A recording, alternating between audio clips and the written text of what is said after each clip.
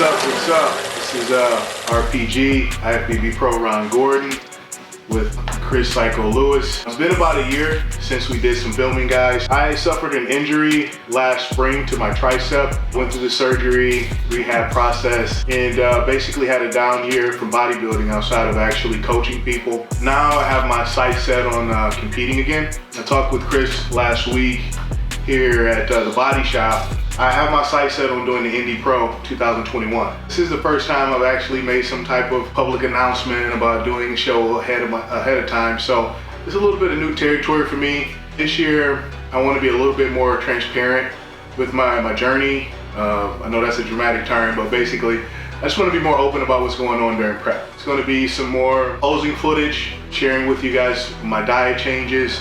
Obviously, we're going to be flooding you guys with a lot of training footage, a lot of good stuff. I'm showing you all of the neat stuff that Chris has here at the body shop. Also, I want Chris to kind of be able to provide his perspective on things as a trainer, as he sees my body change and how I deal with things, not so much just in the gym. Because, you know, as a trainer, you kind of got to be keen with the person's, you know, energy levels, you know, motivating them, all types of things that you kind of have to play by ear when you see that person. I think this is kind of an interesting challenge for the both of us, because when Chris and I started, I was about 5 weeks out from a show. I was already 3 weeks removed from a previous show.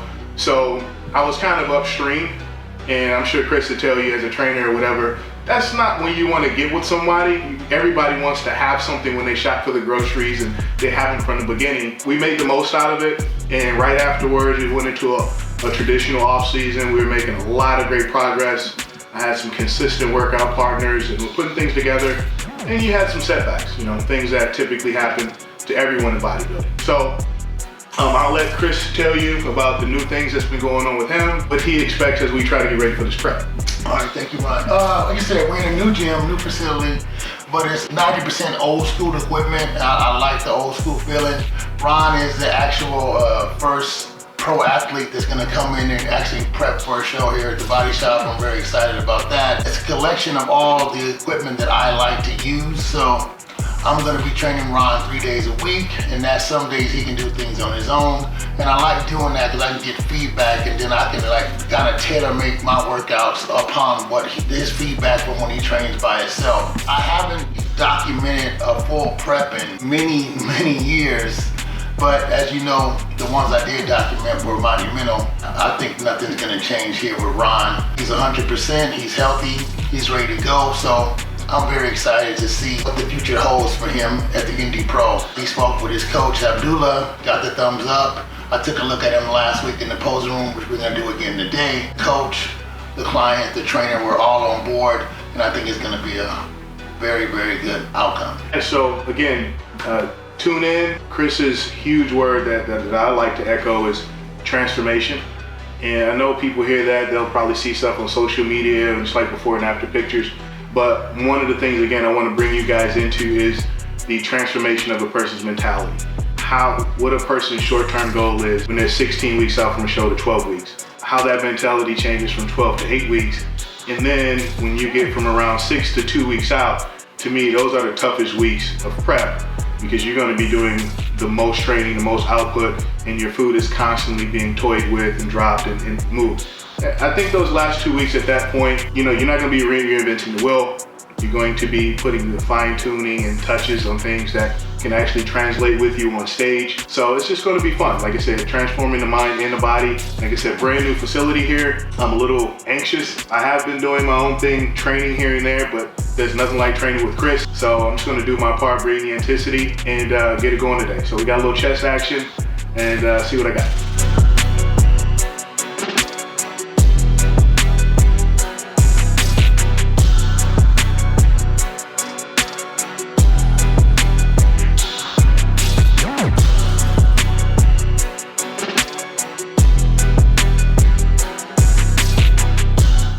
So, although as you get older, you deal with the aches and pains, and you don't have that youthful exuberance when you wake up, you do get that old man strength.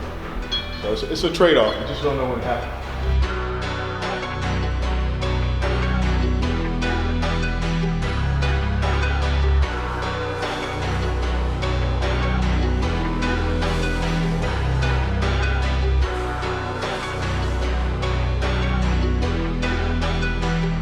So now notice Ron stands, he has one leg in front of the other. Now he's becoming a rigid plane. The whole thing that we do here, you want the weight to move around you, you don't want to move around the weight. I noticed the last 6 or 17 years that guys stand straight up and they kind of rock back and forth. That defeats the whole purpose of what we're doing here.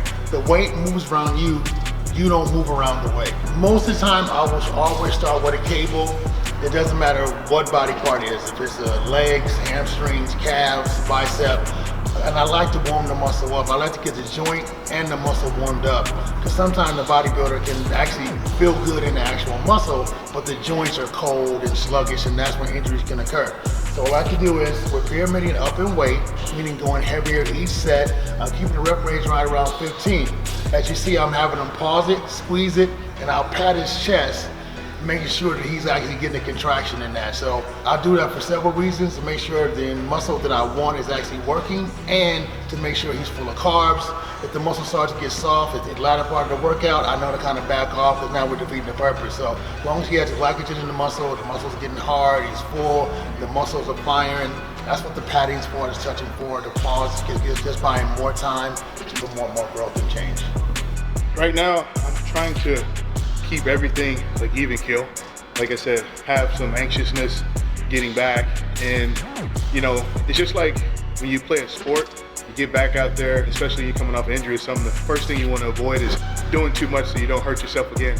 So one, I got to kind of calm that, because I know it's going to be an uphill battle throughout the workout, but right now, just kind of enjoying the pump. Got some aches and pains in a good way that I haven't felt in a while, and just getting ready for a little bit more. So that's where I'm at right now. As I stated before, I use cables to warm up. That was the third set, definitely a working set. I haven't trained Juan in over a year. Pretty familiar with him, so things that I'm seeing right now is coming back, and we're trying to be that cohesive unit where we're actually working together. I'm feeding off his small cues. Ron's kind of hard to judge because he masks his pain. He doesn't whine and cry a lot, so it's hard to tell exactly what he's feeling. So the small, minute changes in his character let me know if we're actually in that. So he let me know that we're in a working set, but I don't use cables to build muscle. Although it may appear like we're building muscle, we're getting ready to build muscle.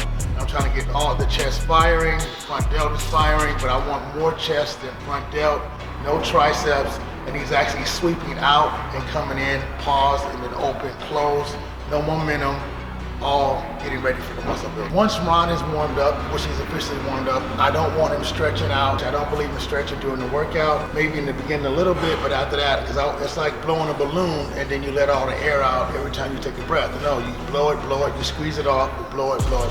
So I'd rather him flex in between the set than actually stretch.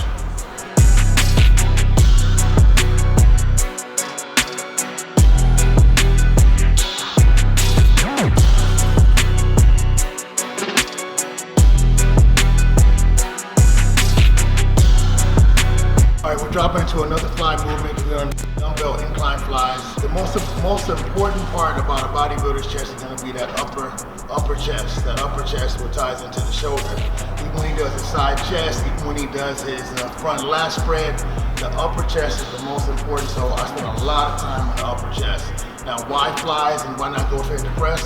Because we're bodybuilding, and size, shape is just as important as size. So I want to make sure that the chest is not just big, not just full, but it actually looks good. So shape is just as important as size in bodybuilding. For me, it's a huge difference in the feel between the two fly movements. The cool thing about cables is the tension is constant throughout. However, what you can't duplicate here, that you can't hear, is that the stretch is so much more intense when you're using dumbbell free weights. There's something about that gravity and having to balance it that's just so much more different than having an aggressive stance with cables. It's very difficult to get that same kind of stretch. Whereas for here, you literally have to maintain it in stretch so that you don't hurt yourself. Layers of muscle is called fascia. So there's a few ways to stimulate the fascia, stimulate the muscle for growth. That's heavy weight, and then there's time. So since we're not going super heavy in the flies, I'm having Ron in between the set actually flex to push more blood, more nitrogen into the muscle, into the fascia to stimulate growth and change. Now what I'm doing here is, when I touched him, his lower chest was a lot tighter than his upper chest, so next time I'm gonna have him raise his arms up to make sure that upper chest is actually firing, buying more time, more change, more growth.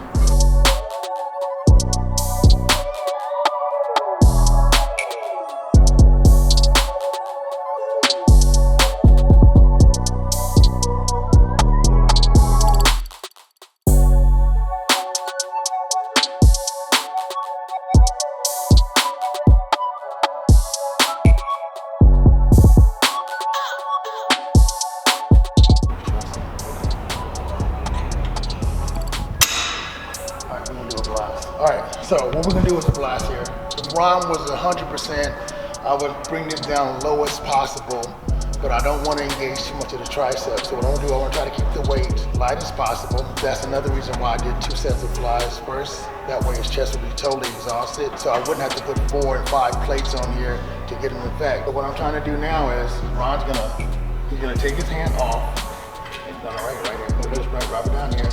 And then he's gonna push up, squeeze his chest, and then back down, hand off again, and push back up. Every time he does that, it's gonna shock his chest. Hopefully not the tricep. You're gonna start off really, really light and make sure it doesn't, it's actually, the theory that's in my head actually becomes clinical. So here we go. Push up, down, go back. Sometimes you have to push through things, and sometimes you need to know when to back off. So now I'm gonna lighten up the weight, 25 pounds each side, and I'm also gonna adjust up. The way he had it, his tricep was actually sticking out, so that compromises the tricep. So I'm gonna go lighter and see if we can get an effect with lighter weight.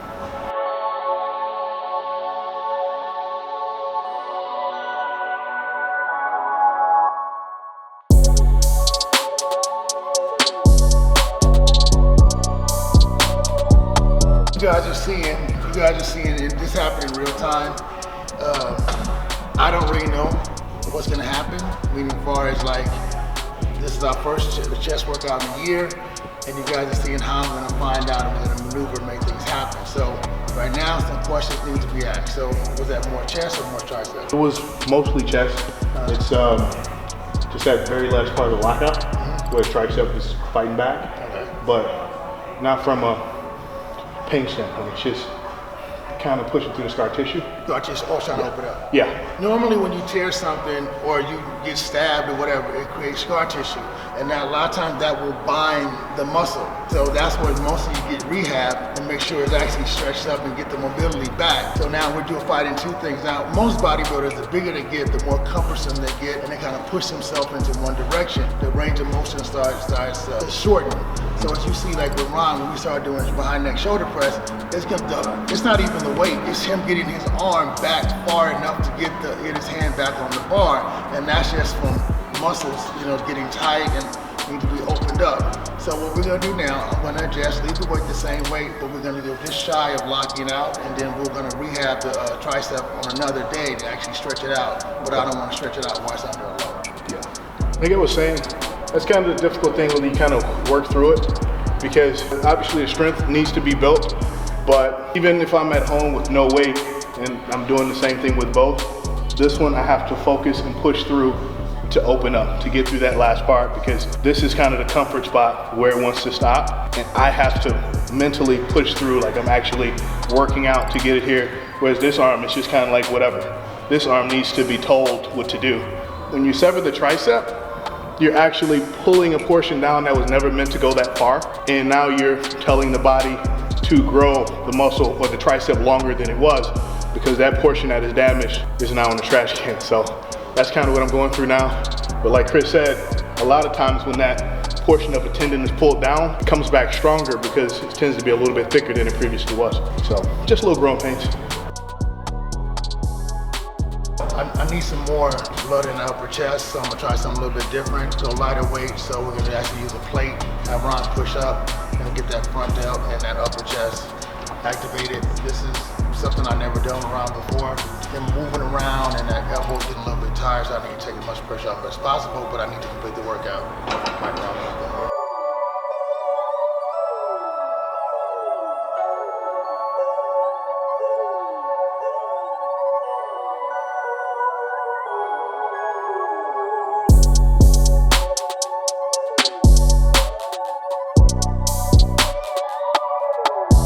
It's the move that I normally do when somebody has a tricep injury. It seems to work, so it seems like it's working on Ron. It doesn't work for everybody, but when somebody has a tricep injury and you don't want to lose the chest because the tricep is compromised, you have to make the provisions, and this is one that I use, actually pushing the plate in and actually pressing up.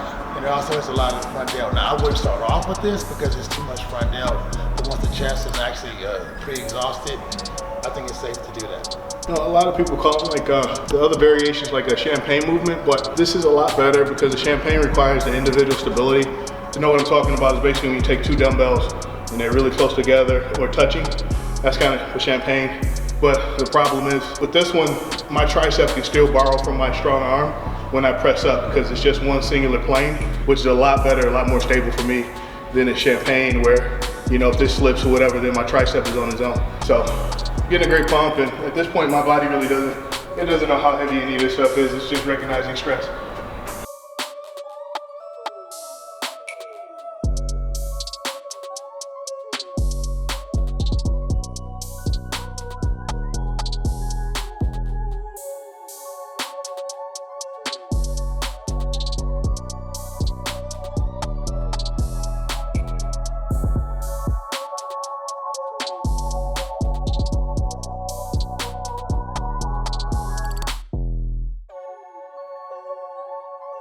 But as much as a flat bench, as you see, I did a lot of touching on Ron's chest. Totally got a pump. It's actually getting hard. Like I said before, if Ron would start to get softer or lose his pump, because he's actually going in reverse in what we're trying to do. But since he's still full, we're still going now. I'm still being mindful of the tricep. Now bench press will compromise that tricep. We're gonna do really, really, really lightweight, and we're actually gonna take it really, really slow. A lot of flexing, a lot of squeezing, but I need that middle chest to complete the package that we're trying to do. So it's something I have to do. I really don't like doing a lot of flat bench, but for Ron, we need to do something.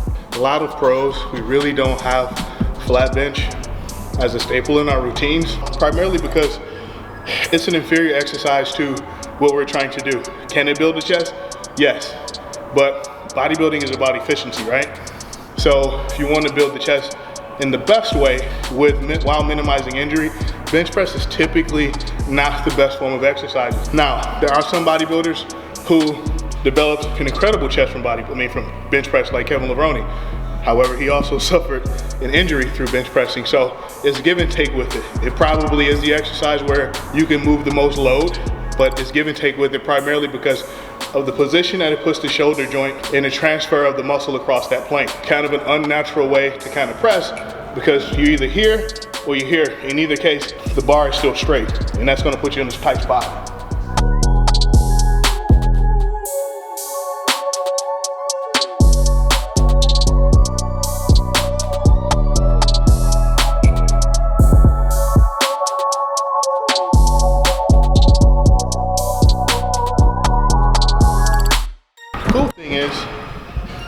This is Chris's gym, it's his playground. He has access to anything that he wants at a moment's notice. The sucky part is, this is Chris's gym, this is his playground, he has access to everything he wants at a moment's notice. At Fitness Mania, you know, I always had the possibility of maybe going to a plan B because people were using equipment. Here, whatever he comes up with, you know, he's gonna have domain over all the time. So it's gonna be a unique undertaking every time we train. And you see this machine, it's a flat bench, but I added the pads right here to convert it into a decline.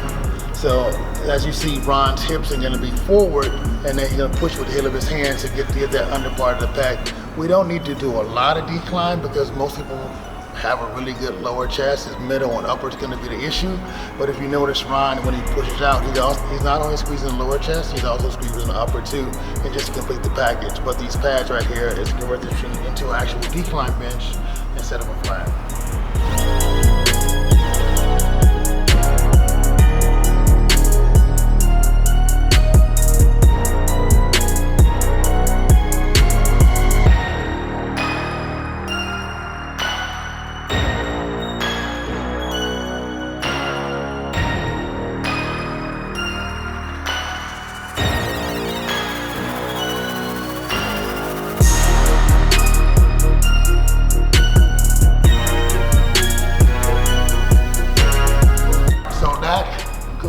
Chest workout, a little bit over an hour and a half. Pretty good, filling things out.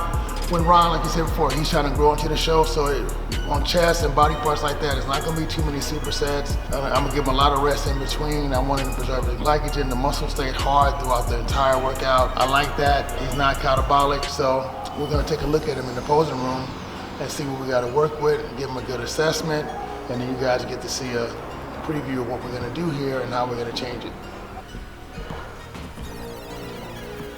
Shout out to Sean Korea. Smaller guy in the industry with the biggest shirt, so I like it. Perfect, right?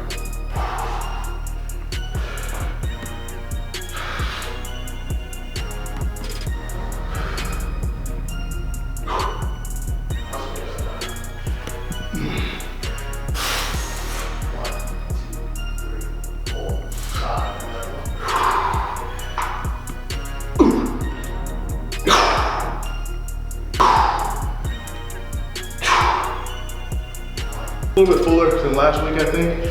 And I train chest here by myself. Like I said, the big difference during each prep is just going to be staying on top of things. Like typically, you do check-ins with your coach this far out from a show, once or twice a week. That's going to be sped up to like every other day. You know, I want dieting changes all the time. That's the kind of pressure I'm putting on myself to kind of change my physique. I apologize I didn't have the proper trunks on underneath, otherwise I would have showed the whole full Monty today. But next time I assure you I will. It's a great workout today. This is the best chest pump I've had since I trained with Chris last, so no surprise there. Triceps feeling good. It's not 100% with regards to strength, but you don't want to walk away from something like this thinking, oh man, it's messed up my deltoid day or something like that, because there's a carryover effect. I feel good about it, I'm excited.